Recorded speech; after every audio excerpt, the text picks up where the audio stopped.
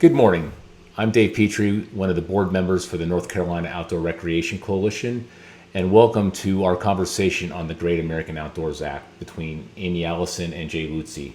Amy is our state director for the North Carolina Outdoor Recreation Industry Office, and Jay is one of the board advisors and government relations director for the Southern Appalachian Highlands Conservancy. So I think we all want to kind of dig into the Great American Outdoors Act and LWCF, and I think your experience being on the front lines of that and really helping to get that act passed through is huge. And so I just want to backtrack for a little bit because you and I have gotten a chance to know each other through the board of the NCOREC, but your background is so interesting, which kind of led you to where you are right now. So I think it's an interesting piece to talk about kind of how you got brought into conservation and your passion for it, which has led you to being on the front lines of something as huge as getting this act passed. So if you'll share that, I think that's really interesting. Well, I think everybody that gets involved in conservation has an origin story. It usually starts in your backyard, and a tree that everybody in the family loved to gather under, or the creek in the neighborhood where you used to build dams and catch frogs and really connect with small critters. And I certainly had that experience in my childhood. I also spent my summers in Avery County, where I live now, very close to the Appalachian Trail. And I was really inspired by hiking through the woods to the Appalachian Trail. And you might meet somebody who started their walk in Georgia 400 plus miles ago, or somebody that was hiking north to south on the trail who started their hike in Maine. And I met people from all over the world that found Avery County, North Carolina, to be one of the most beautiful places they had ever seen. I had kind of taken it for granted. I thought that's what we were all supposed to have access to. And as I got older, I realized that it was really a special thing that my parents had provided me with, this access to a world-class outdoor recreation trail, scenic and recreation trail. And so I stopped taking it for granted. And I started to realize that there were threats that imperil the experiences that people have when they go onto public land. And that can be encroachment from subdivisions on end holdings within our national forests, or it can be viewshed impacts, or it can be water quality impacts downstream from upstream activities that are not following regulations, or where the regulations are so weak that they're meaningless. And so I became highly sensitized, the way most of us do initially in sort of a selfish way. I want to protect my own backyard. I want to protect my peace and quiet. The biggest threat that I encountered was the state of North Carolina issuing a mining permit very close to my favorite section of the Appalachian Trail, which happens to be the favorite section of the Appalachian Trail of a lot of people who use it. And the state then reversed course and sought to revoke that permit to correct a mistake that they had made, and it led to a 4-year legal battle. And about 2 weeks into that legal battle, I thought, I need to write about this. I really want to tell this story more broadly. So I wrote a book about my experience in the courtroom and with all the great advocates that came together to fight that battle. Some really interesting characters, I thought, and I wanted to tell their story. The rest of my background, I am a product of the public schools. I always feel like I went from the public schools in North Carolina to the public lands. And so did most of my education in Chapel Hill, including a law degree, which is useful now primarily because I help this land trust negotiate land purchases of public land and try to fit together land acquisition with the funding required to make the deals permanent. That's great. And I think that piece about taking it for granted, it's real easy when this is in our backyard and, just core to what we do every weekend, after work, and to have the access that we have to outdoors, it's really easy to take it for granted. And I was on the phone with someone earlier this week who's worked in some of the most amazing places all over the country, and she's currently in Northern California. And she was just saying that North Carolina is her favorite place in the nation. And it was kind of a good reminder to hear that. So Well, I think, you mentioned land trust and the work that you do there. And I think that that's a good piece to touch on a little bit too, is the work of what land trusts do kind of as a broker in times like this with some of the funding that's available. So I'd love to just hear a little bit more about that as well. Yeah, behind me, we have maps of the focus areas for my land trust, and every land trust in the state has similar maps. And this is really where sort of the nuts and bolts of our work begins. It starts with looking at the map, looking at existing public land units, trying to come to grips with where they are broken, where they aren't working well, where people don't have adequate access to land that they already own, and trying to solve those problems. And it starts with a map, and it moves quickly into partnerships, because if we see a hole in Pisgah National Forest that needs to be filled so that when you're fishing Curtis Creek and you suddenly get a posted sign saying private land, well, if that piece of land enters the real estate market and there's the owners of it are interested in selling it, and it would be a recreation win for the public, we immediately go to the staff at the National Forest, or the relevant land trust goes to the staff at the National Forest and says, hey, is this a priority for you? Got to have open lines of communication. We want our priorities to match up with state and federal and local agencies, so that we're all on the same page. As our phone rings constantly and people are asking us to buy their land, we have to know if there is a takeout source. We're probably going to have to borrow money. We don't have a bank vault full of cash. Most land trusts don't. But what we do have is good faith with our partners. And if we're going to take risks to buy land, to increase the length of a bike trail or a greenway, for example, we need to know that the county is going to be able to access funds to pay us back for loans that we take. The benefit of a land trust is we can usually move quickly, but we do have to have good faith partners who are backed up by their ability to perform if we're going to take loans out on their behalf to help them meet their objectives. Right. And I think I remember hearing you one time talk about some of these public lands like looking kind of like Swiss cheese with all these holes in between. And what is it with Pisgah that only 50%, what's the percentage that's public, that's private? Yeah, so somewhere between 50 and 60% of Pisgah National Forest is owned by the public, and the rest is owned by private landowners. And that's because our national forest system was created in the early 1900s. Well, there was already a lot of private land. And in some places, like Great Smoky Mountains National Park, a long time ago, the government used to use eminent domain to seize private land to create parks. Well, that's not very popular. And so that's not a tool that's used anymore. So instead, we buy land to create the network. So basically, when Pisgah National Forest was created, lines were drawn on a map and said, hey, this would make a really good forest. It would protect water quality. It would provide an ongoing source of timber when it was first created. It would provide recreational resources. But the federal government only came to own the pieces that were for sale. And that's the way we still operate. So that's really what the Land and Water Conservation Fund was designed to do, plug these holes, buy these additional lands within a planning boundary of forest. If this is the planning boundary, you may own this section, you may own this, you may own this. The public has access to those, but getting from one to the other, you might have to cross a lot of private land. So we're always looking for those linkages to make the forest work better. And you're right, between 50 and 60% of Pisgah National Forest is owned by the public. It's really, it's much worse in OREC National Forest, which is the national forest in North Carolina that's most accessible to most people, because it's not too far from Greensboro and Winston-Salem and Charlotte, but the public only owns about 28% of OREC National Forest. So if you're doing that famous OREC trail run that people sign up for the second it goes online for sign up, if you want to use that unit, a lot of it crosses private land.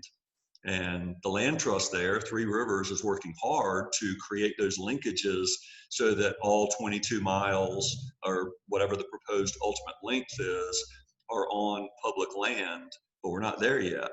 So we have an acquisition hurdle ahead of us. That's wild. Well, and like you said, that's why LWCF and that funding is so important. So I'd love to hear your kind of history of LWCF and how it came about, where the funds come from, and why this was such a huge, exciting win for conservation. Well, I think a lot of things that take a long time, when they finally happen, it certainly feels momentous. And this is really sort of a battle or a question that's been raging since 1964. And the way I originally heard the story was that members of Congress who would fly into Washington, D.C. were seeing night lights spreading out across the eastern seaboard and becoming alarmed that, given the sprawling nature of our development pattern in the eastern United States, that we were at risk of losing our natural heritage. And we were at risk of becoming a suburban country where we had been a rural country, and where we had a lot of potential wilderness characteristics. We had a lot of wilderness characteristics at the time, and I use the word wilderness not in the congressionally approved way, but backwoods, untrammeled land. And they saw that changing, and it alarmed them. And so the Land and Water Conservation Fund Act was passed in 1964, and it didn't really have a funding mechanism that was established until 1978, when its linkage to offshore drilling revenue was created, and that became a steady annual funding source for the Land and Water Conservation Fund. And the idea there was, the people of the United States own our gas and mineral deposits, our gas and oil deposits. If we are going to deplete that resource, we have to trade it for something equally permanent that the people can hold.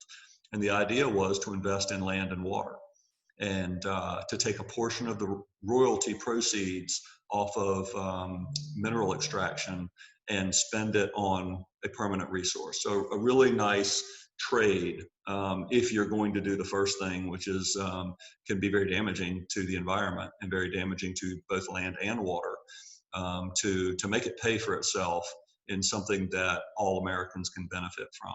So that was the mechanism. The problem is it wasn't mandatory, and the Congress has been very free and loose with the funding, and appropriators every year dip into the funds and take the funds for non-permanent purposes, or purposes that we can't even trace.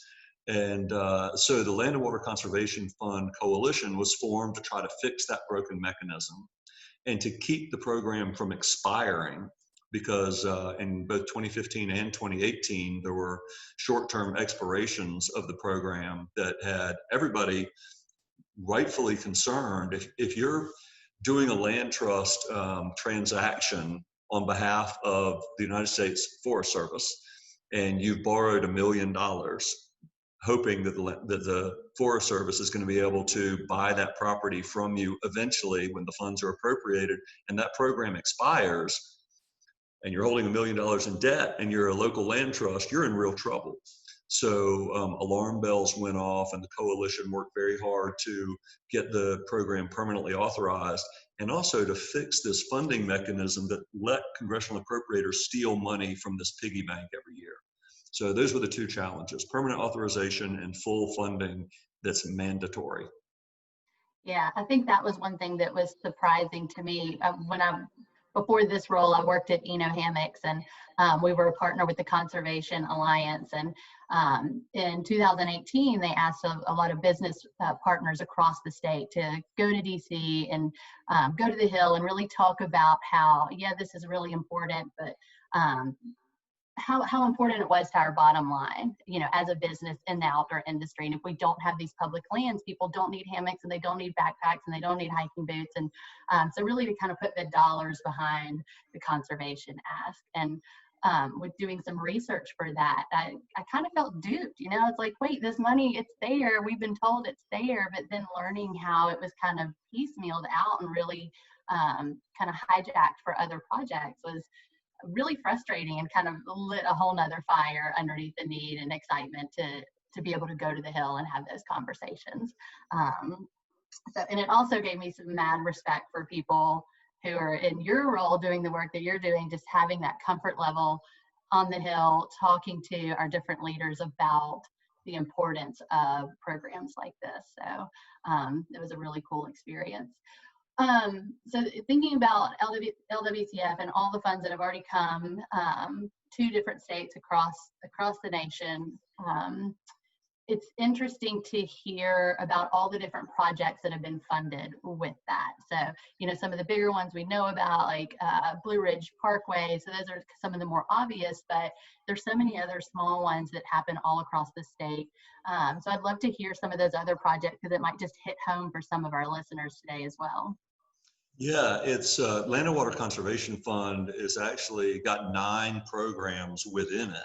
So everything from conservation easements on private forest land called the Forest Legacy Program, stateside assistance grants. So it's not just funding to the Blue Ridge Parkway and the Appalachian Trail and to the National Forest. It's also got a military battlefield component. So if you're going to protect the military battlefield experience that history teachers are trying to share with school kids, you have to own the land. And LWCF can be used to buy the land. Likewise, state and local parks. So every state park in North Carolina has used this fund, but also county parks, county swimming pools, county greenways and bike trails. So I've got a map here actually that demonstrates this pretty well. This is a map that I created. Well, I can't create maps, but I asked for this map to be created by an AmeriCorps associate that was working for Southern Appalachian Highlands Conservancy of one congressional district. So Congressman McHenry is a conservative Republican member of Congress. And I think he wanted to know more about why it was relevant in his district, because if you can see my cursor here, he didn't have a lot of Pisgah National Forest, but he had a little bit going up here to the Blue Ridge Parkway near the summit of Mount Mitchell. And so we talked a lot about how it helps Pisgah National Forest close out end holdings, but he was really fascinated to learn that the money also flowed to Chimney Rock State Park. And that it also flowed to South Fork Park here, and that it also flowed to Highland Drive Park and High Shoals Park, a lot of places he had taken his kids. And so this is the power of advocacy to educate members of Congress. And if we just had enough advocates to cover every member of Congress with a district map like this, we could have solved this problem a long time ago. But of course, you're always trying to figure out how to use your resources wisely.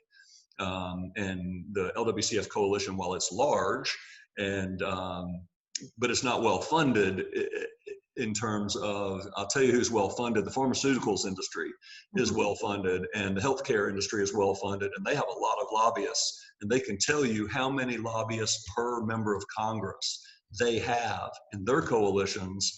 And we pale in comparison, even though outdoor recreation is a bigger industry in the United States than pharmaceuticals is.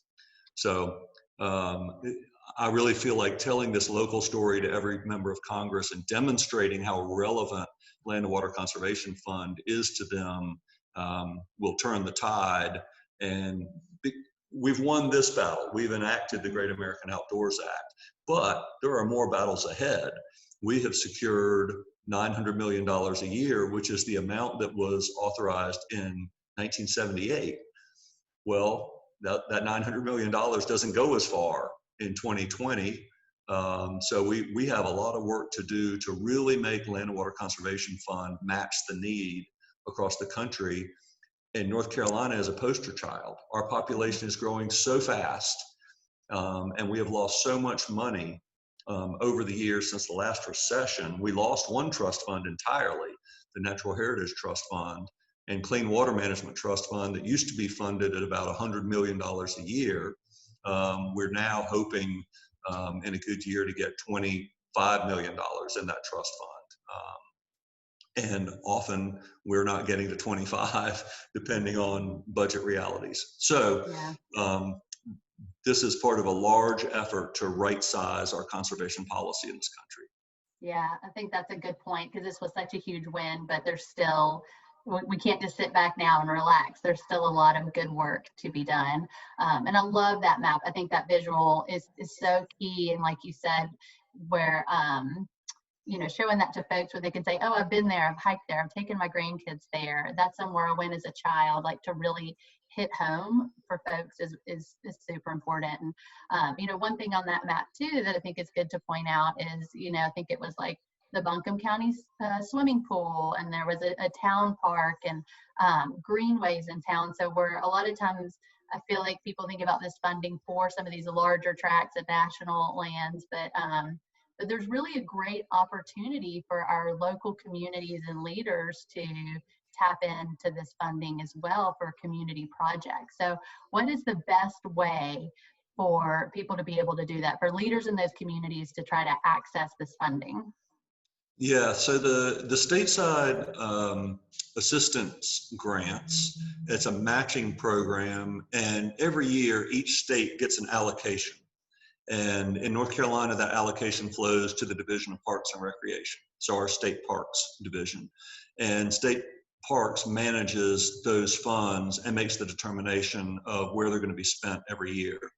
And in the past, North Carolina would get somewhere between $800,000 and $1.2 million a year, something like that.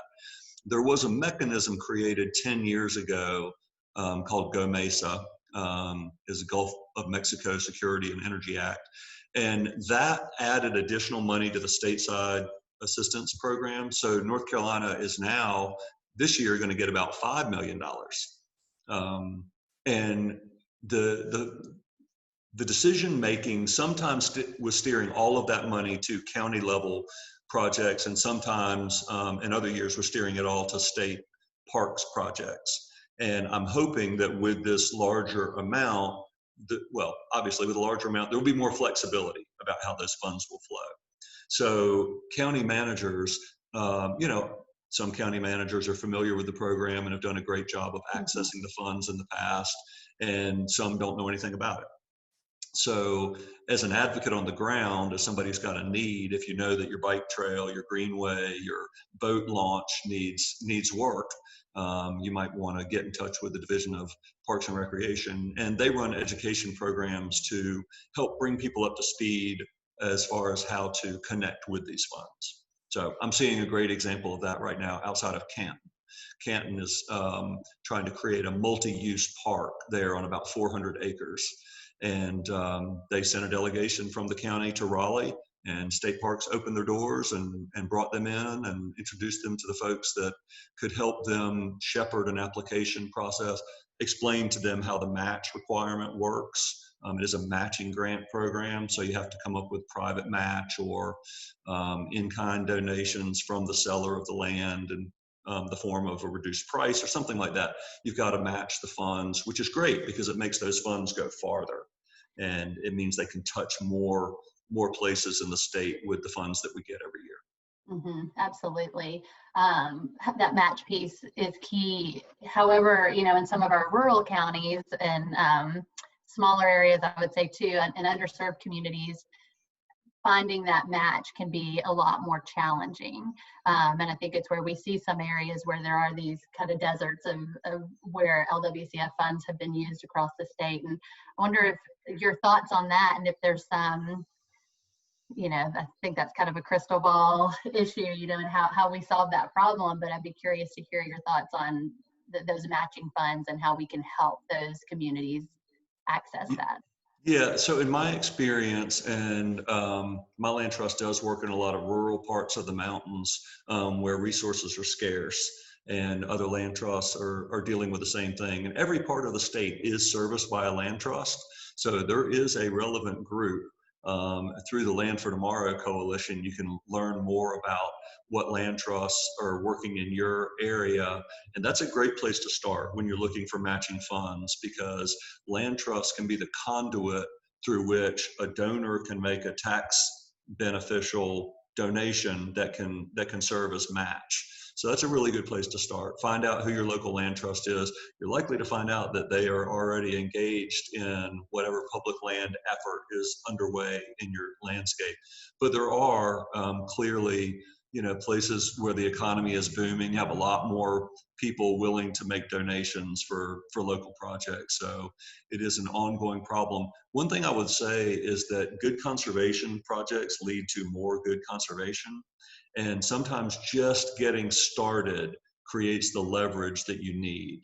And a lot of times it's just a donation of a piece of land that may not have a lot of value for residential construction or commercial construction. And a land trust can sometimes help obtain a donation of land, and that can be used as match as well.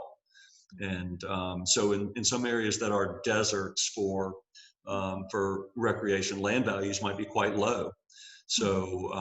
So getting donations of land is more possible. And a lot of what we're seeing is that some of the places that are not well served with public land are also the areas that are most prone to flooding. And we've seen such an increase in natural disasters. And so there are funds sometimes that are available for mitigation, offsetting other negative impacts on the environment. And but also just there's a recognition out there that we really shouldn't have people living and developing aggressively in floodplains and hardening surfaces. Maybe those are areas where, if your park gets really wet in high water and wet weather and a tropical depression, it's not as devastating to people's lives in the short term who lose their homes or businesses that get flooded out. So a lot of our smart planning can take place in these areas where there has not been a lot of economic development in the past. Mm-hmm. Yeah, that's good. Good point. We talked about that. We had the North Carolina Clean Energy Summit last week, and there was a lot of conversations around that, and really, making sure that we're taking care of those underserved communities as well in those areas. So is there a way that outdoor recreation industry, folks listening in today, community leaders can help to influence and kind of monitor where these funds that have been set aside for the state, where those funds are being used? That's a good question. I, have been doing the acquisition work for a long time, and you're always, where every dollar goes when you're doing the projects. So it's a little bit harder for a member of the public to sort of tap in and figure out and trace the dollars. One of the things we really wanted with the Great American Outdoors Act was more accountability, because congressional appropriators were taking the money, and you would ask, I actually got asked by Renee Elmers, former Congresswoman from Eastern North Carolina. She said, well, where does the money go? She said, nobody knows. Pick your least favorite program, and maybe that's where it goes. We really didn't know. And it's very interesting. It's different agencies handle accountability and transparency differently. So I can tell you which ones I think are most transparent and share their information most easily. But some of that changes with administrations, and sometimes I won't lie to you. Sometimes it's difficult to see exactly where the money's going unless you're involved in the projects. And part of the reason for that is that these are real estate transactions. They're quite complicated, and you can, at the county tax office, you can figure out how much a piece of land sold for, and you can reverse engineer. But it gets pretty difficult to figure out how much private match was involved and what was leveraged. Mm-hmm. Interesting. And I'm curious too, with the COVID pandemic and people seeing the need to get closer to nature and people kind of moving away from cities and closer to some of our more rural areas, I would assume that there's concern with those land prices continuing to go to increase. And so when we need to acquire that land, we're going to have to pay more in the near future, potentially, than what we were asked to pay 5 years ago. But the funding is, like you said, is still pretty level. So, what are thoughts on that? Is there any way around that? There's not really, is there? Well, it's really interesting to, anybody that predicted that the stock market would rise during the global pandemic, explain that. I can tell you that during the last recession, land prices went down, and there were a lot of foreclosures because it was a mortgage-based crisis, and it was an appraisal based crisis. Land values had gotten out of whack, and people were borrowing money against land values that were fables. And when that came crashing down, there were a lot of bargains to be had, but at the same time, Clean Water Management Trust Fund went from $100 million to $10 million in one day, when the then governor decreased it by 90%. And donors were hit very hard. Foundations were hit very hard. A lot of conservation comes out of the good work of foundations in the state, and they had lost a lot of money during the last recession.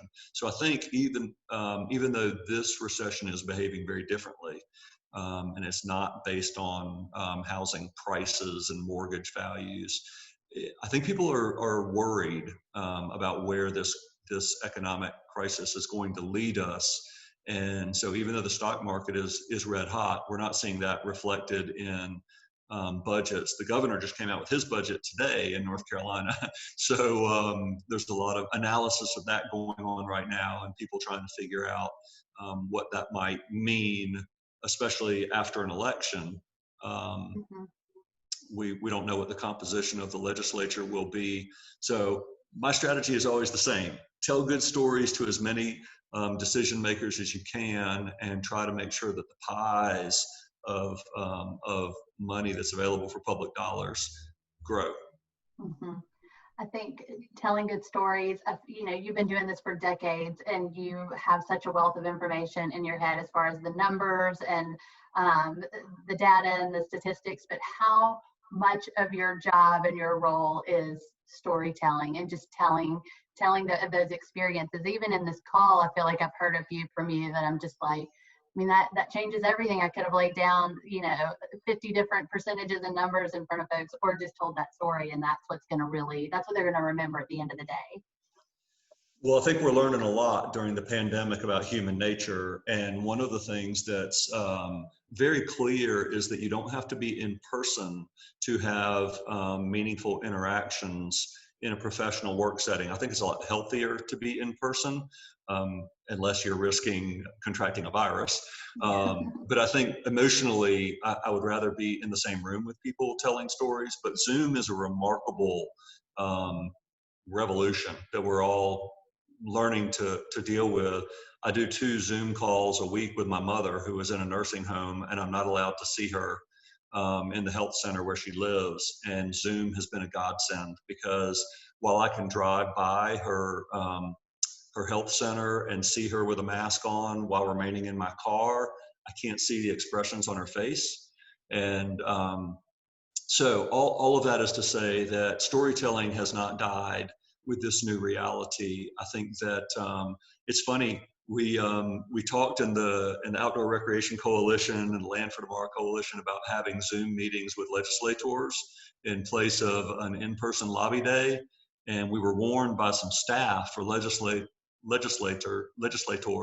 that a lot of them were showing up for Zoom calls in their pajamas and having just gotten out of the shower, and that maybe it was going to be a bad idea. So try not to tell stories when people aren't appropriately dressed. That can be very distracting. But to answer your questions, I think that we come from an oral tradition, and I think that the thing I love about politics is that every legislator that I have met with, whether it's a member of Congress, a senator, people in the federal administration, or at the state level, you can connect with them through storytelling and disarm public land and conservation as something that they should be afraid of, or think it's not part of their agenda. Because everybody, as I said early on, has an origin story about playing in the mud or running through rain puddles or climbing a tree and getting their knee scraped up, but wasn't it fun because they found a worm in a bird's nest? And everybody's got those stories, even people who ended up disagreeing with me on how we ought to fund conservation. You create those real relationships, and it will pay you back in the future, not in a cynical way, not in a lobbying way, but those relationships are really the coin of the realm. You've got to build relationships of trust. And I can think of one legislator in Raleigh, a member of the House, who used to cross me all the time and wasn't all that crazy about boosting numbers for various trust funds. And then we went hiking together, and to this day, that's what he wants to talk about when we get back together. And I can kind of get into the conversation about why the Parks and Recreation Trust Fund and Clean Water Management Trust Fund need more funding by associating it. Well, you remember that day that we were out in the woods and I showed you that piece of land that was for sale, and you agreed that that would be really bad for the view shed and you wouldn't want to look at a shopping center there. It's fascinating to be able to make those connections, and all comes through storytelling and finding people where they are. I was just going to say that, finding where they are. And I feel like, there's, when we see people in their suits and in their office and in Raleigh, it can be hard to figure out where that connection is. But I do feel like all of us at some point along the way have had some connection with nature, whether it was in their backyard or at camp or, hiking with their family on the weekends. You can find some connection there where we can, find that point of agreement and share why this is so important in the work that we're doing.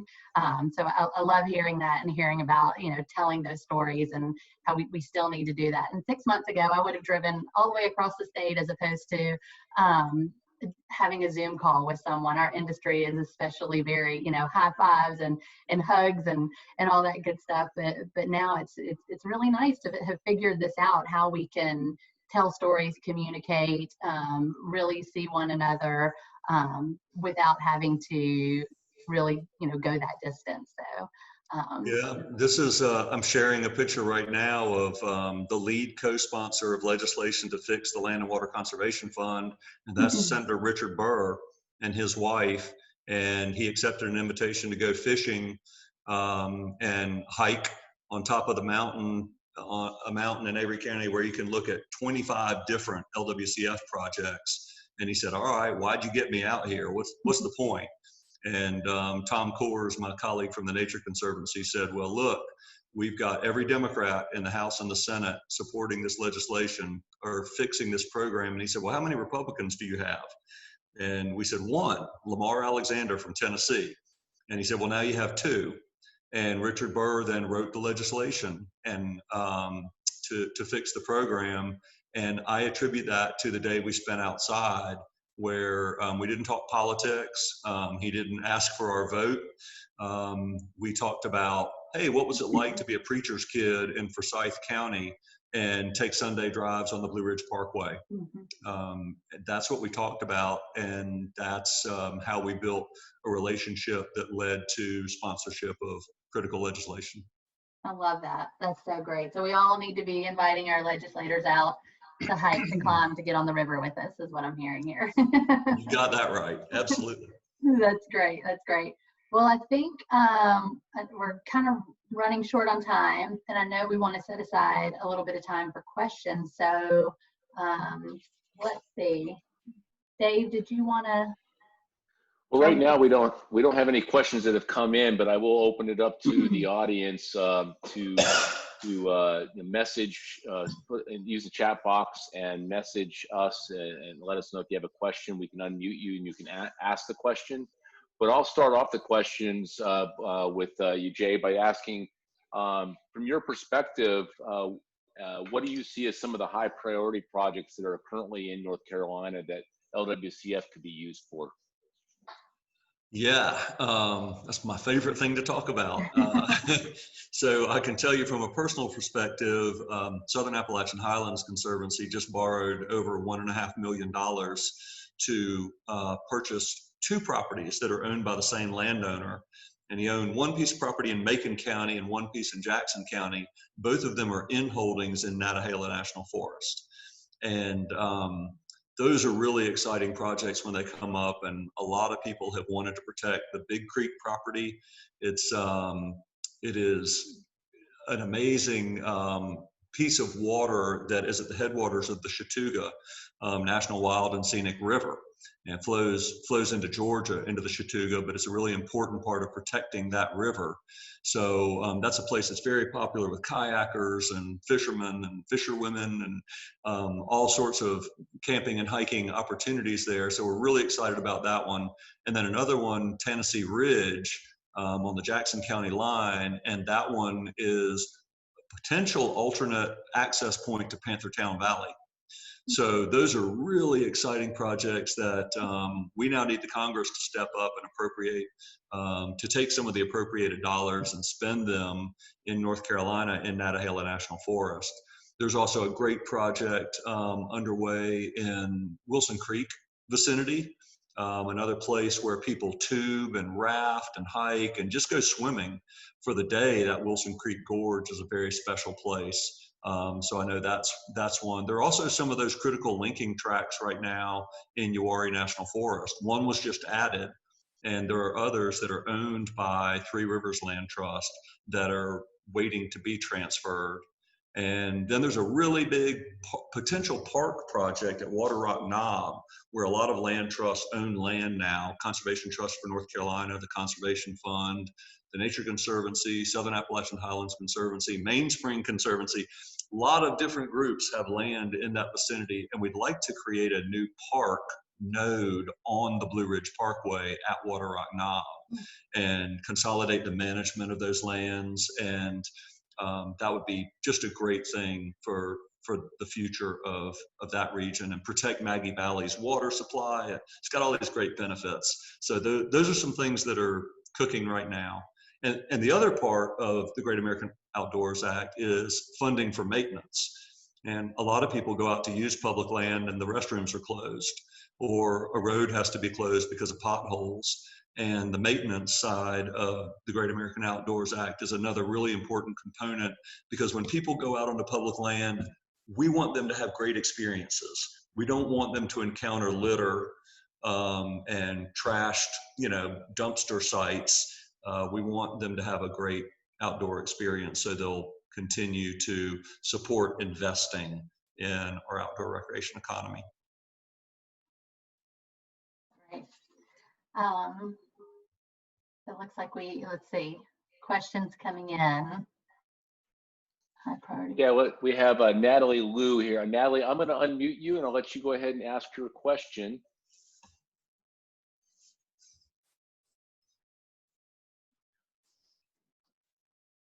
I think she might also need to unmute herself. Yeah. Oh, here we go. Yeah, can you hear me now? Yes. Yeah, I think it was more of a statement. But I'm in the Raleigh, North Carolina area, and we have a small tract of land deeded to the public but managed by the airport. They're trying to put a rock quarry on it. State Parks wants to put it into Umstead State Park. So it was just more of a comment that, yeah, we're still fighting to keep that quarry away. We had a public hearing with so many people that wanted to make comments. They actually had to extend it to two Zoom calls. Still, we haven't really had any outcome yet, but we're hoping at some point that similar like the land can be gotten by the Conservancy group and then incorporated into Umstead. It's a beautiful tract of land, and like you guys were saying, it's part of a wildlife corridor. I could go on for hours, but appreciate what you guys are doing, and I'm sure at least some of you guys are aware of what's going on. But we're any comments you guys want to make, we're still fighting, and hope to be talking with you guys later, about how to get that land into Umstead once we beat the quarry. Well, as you know, a lot of funding is sitting on the sidelines available to provide that match should state parks be able to add that acreage to Umstead State Park.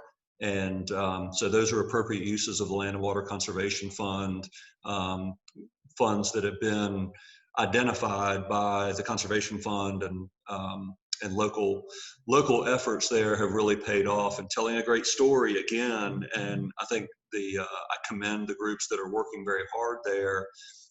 If that land can, if the fiduciary responsibility of managing that land can lead to wasting the asset by removing it in trucks, Yeah. if we can avoid that outcome, it seems like on the map it would make a great node for outdoor recreation. I know mountain bike riders would be absolutely over the moon and think of the economic development from some of the plans that have been put on the table for that site. Certainly something that the growing triangle needs. Yes, yeah, and it's definitely, we just want to make sure it's more about, it's not just the mountain bikers, it's a lot of good hiking and just beautiful scenery, and there's some really good rock outcroppings in that area. So it's what's really cool about it is it's good for everybody. Yeah. That's great. Thanks for sharing that, Natalie, and thanks for being there on the front lines doing that good work in your area. Yeah, we have another question from Mary Joan Pugh. Well, Mary, you're unmuted, so go ahead and ask that question. Okay, it's good to see you, Jay. Appreciate your work. Hey, Mary Jo. I was wondering about how much money do you think the Forest Service will have in North Carolina now that's fully funded? We just, we're in the process in the Uwharrie Forest.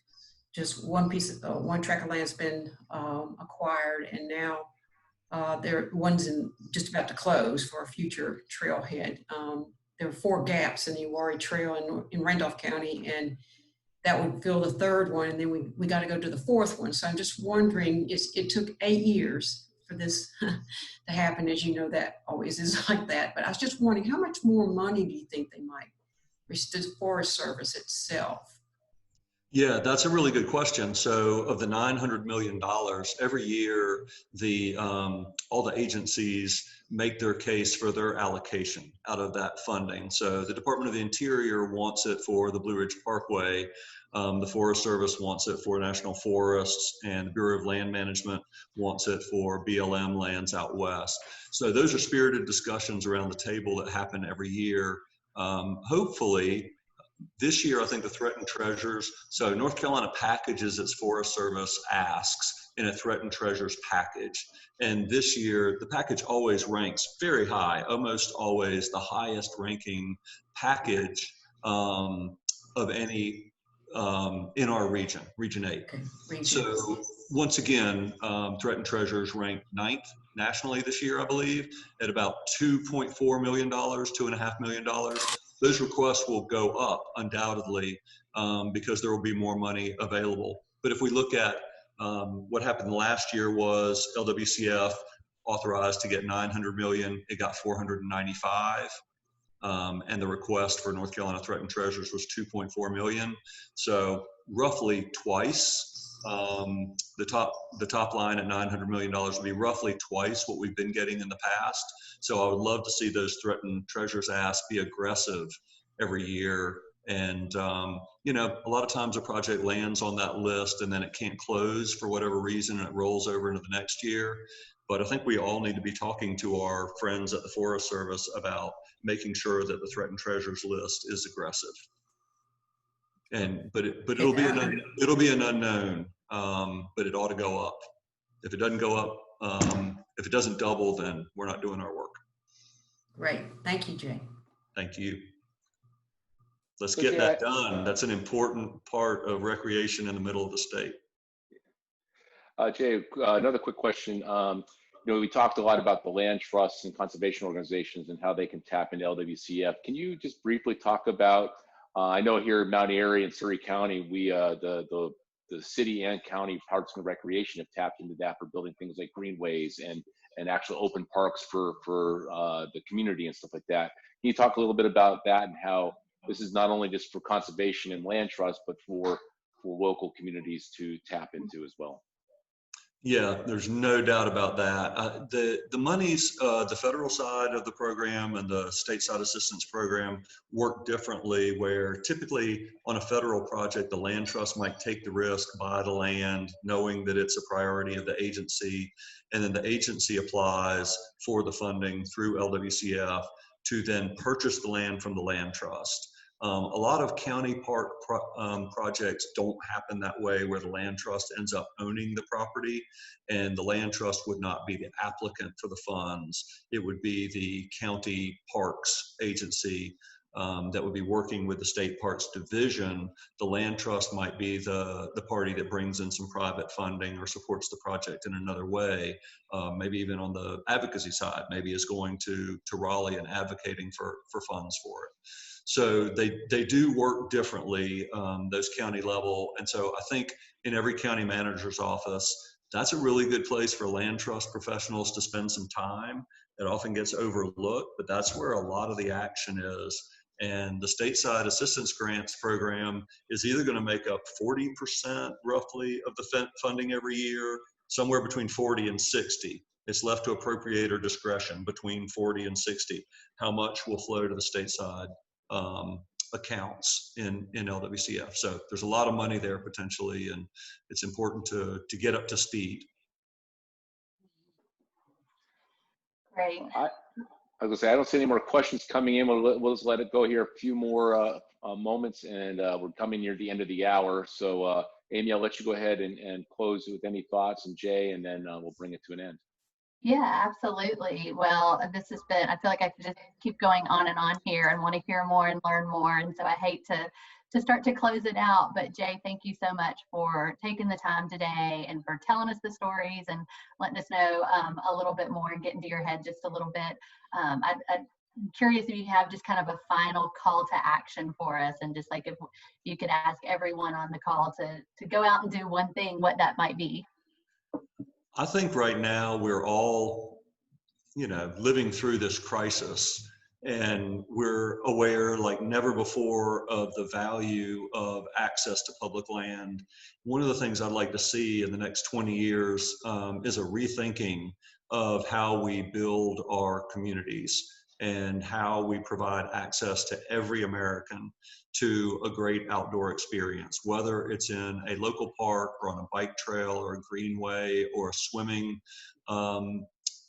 pool. I was going fishing in Arkansas a couple of years ago, and went to an amazing town on my way called Cotter, and they have a town spring and they have a rope swing, and there's no mention of liability and no moaning and groaning about signs everywhere. Don't do this, don't climb on the rocks, don't touch the trees. And the whole town was out on a hot summer day swimming in the swimming hole. And it's a Norman Rockwell vision of America, but I really think that we need to come to terms with the fact that we've been closing off access for a lot of people to get outside, and we are reaping the negative impact from that as a culture. And I think we have got to create more common space, more public land. And North Carolina is growing by 100,000 people every year, all of whom want clean drinking water and fresh air to breathe and access to public lands. And we are not keeping pace. We are living in the 1940s with units that were created in around the turn of the last century. And we have not right-sized our public lands policy with what we need to be healthy as North Carolina going forward.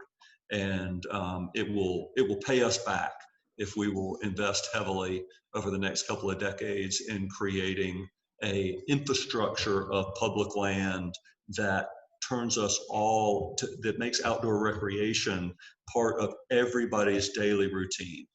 And so that's the challenge I see ahead of us, and it's what I want to work on. Yeah, I couldn't agree more. We've seen that, with the pandemic and encouraging people to stay close to home and, stay safe, stay home, but then realizing that there's so many people who do not have access to outdoors or a place to recreate within 10 miles from their home. So if we could use this funding to help create more access for our residents, then we'd be doing a great job out there. So thank you for that. And again, thanks everyone for taking time today. You can get more information. We talked a little bit about the NC Outdoor Recreation Coalition that we're a part of. And so you can go to our website there to get more information. There you go, Dave, you're so good, ncorec.com. And then we also have the Outdoor Economy Conference that's coming up in October. So we'll be hitting on topics like this, as well as entrepreneurship, next generation outdoors, diversity, equity, inclusion in the outdoors. So definitely look into that as well. And that's at outdooreconomy.org. and that's in October. So again, thanks everybody. Hope everybody has a great rest of the week. Yes, thank you, everyone. And then we will end this, and just so everyone knows, we recorded this session, so it'll be made available, and I'll send out an email with a link to the video, as well as the links that I posted in the chat room. Thanks, everyone. Great. Thanks, Jay. Thanks, Dave.